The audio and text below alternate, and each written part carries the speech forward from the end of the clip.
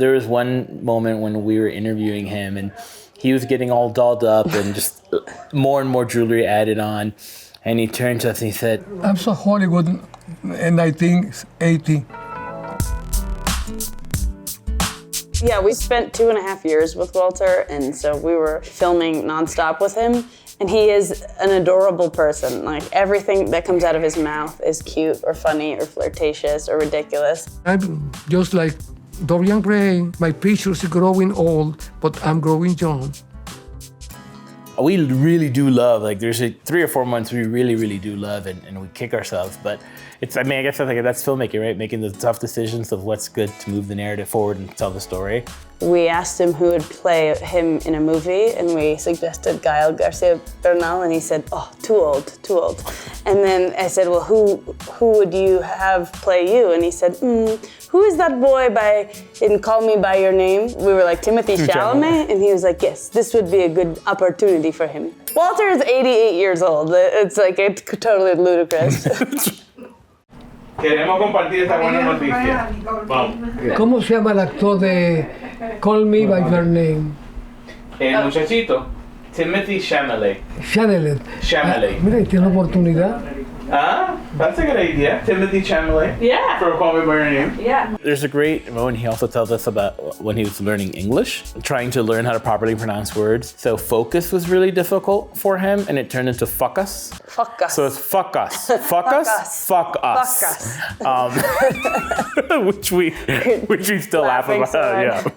I took 3 months to polish my accent because sometimes think that I'm a Romanian.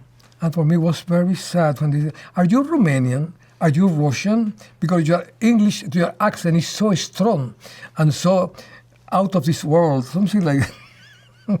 And I laugh a lot because I'm doing my best in English, I can do. And I'm reading all the books in English, all the movies in English, all the television in English. But when I have to enter with other persons, I began to look in my mind because of the verbs. Sometimes I was talking in present and I have to talk of the past. I have to be very careful with my verbs. My favorite thing, Walter has a really magnificent relationship with his dog. He loves his dog so much, and they are very close. And there was one time when we were filming where he started pre-chewing the food for Runo, his dog, and feeding it to him. And it was just, it's so crazy. It doesn't, we call it the baby birding scene. It doesn't fit anywhere in the movie, but it like makes me laugh so hard that it was hilarious.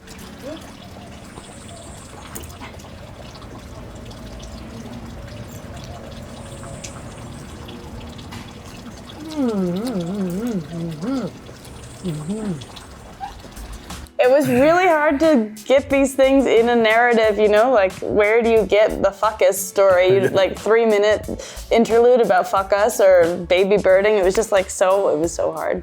But we talk about it almost every day, the scenes that we miss. A lot of stuff we shot, like with every film, you shoot it to make it in. And we followed Walter back to his hometown, like where he grew up as a little boy in Ponce.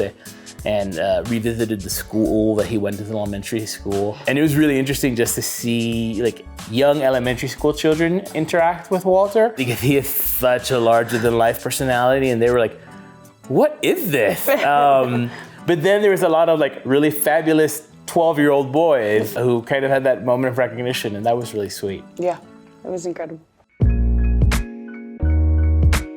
I think our longest version of the film was maybe like 2 hours and 20 minutes. And we were like, it's definitely not gonna be a 2 hour and 20 minute film. Even when we got closer to our goal of like a 90-ish minute film, it changed so drastically. The story really kind of found itself. And Walter's journey through our filmmaking changed. We like to say that we were building the runway as the plane was taking off. Because we were still shooting while we were editing.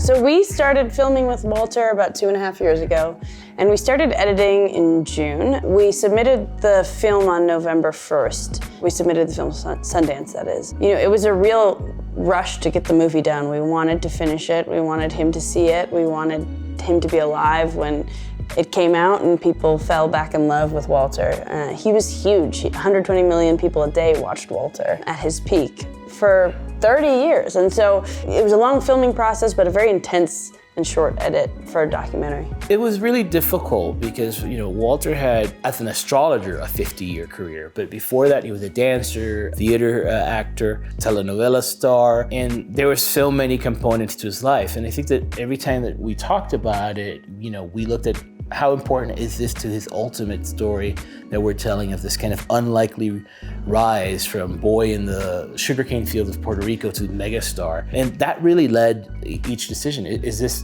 reinforcing the narrative? Is this something that is interesting? And a lot of it did play into it. His past and his starting out as a dancer and starting out as an actor really did influence the way he shared the horoscopes. So we made editing decisions that really helped tell the larger story of this unlikely rise to fame and what happened when he suddenly disappeared.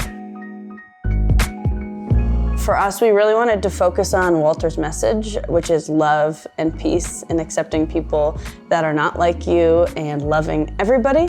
So we also wanted to capture that. I think that was a big part of the film, was explaining that, showing what that looks like. And we also follow him in real time during this journey that he's taking for his final comeback. It was his swan song. We thought maybe it was a comeback, but it turned out to be his last public appearance. It was his first public appearance in over a decade. It was a great privilege to be able to be there with him and to document it and to be a part of it.